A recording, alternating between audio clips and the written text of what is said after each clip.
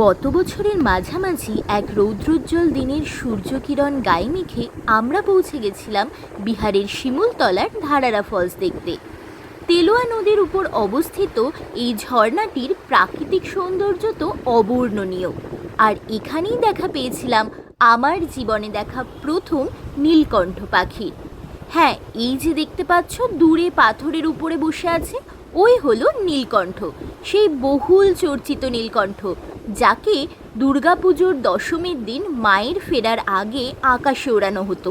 মনে করা হতো এই পাখি গিয়েই নীলকণ্ঠ মহাদেবকে মায়ের ফেরার আগমন বার্তা দিয়ে আসে।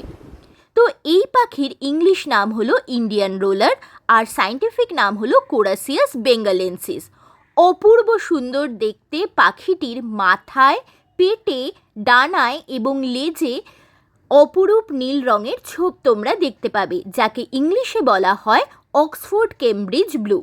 এছাড়াও এর যে পেট, গলা, এছাড়া ঘাড়ের কাছে খয়েরি রং তোমরা দেখতে পাবে, আর পিঠের দিকটা খয়েরির সাথে সবুজ রঙও মিশে থাকে, আর গলায় দেখতে পাবে দাড়ির মতো সাদা সাদা পালক। এই পাখি যখন আকাশে ওড়ে এদের নীল ডানা মেলে তখন দেখতে অসাধারণ লাগে। তো যাই হোক, এই পাখির নামের সাথে কিন্তু দেখতে কোনো মিল নেই, নীলকণ্ঠ, অথচ দেখো গলায় কি কোনো নীল রং রয়েছে? না, নেই। কিন্তু তাহলে বলো তো কেন একে নীলকণ্ঠ বলে? আসলে মহাদেব যেমন গরল পান করে পৃথিবীকে রক্ষা করেছিলেন, তেমনি এই পাখিও কৃষিক্ষেত্রের হলাহল সম ক্ষতিকারক কীটপতঙ্গদের খেয়ে কৃষির কিন্তু উন্নতি সাধন করে।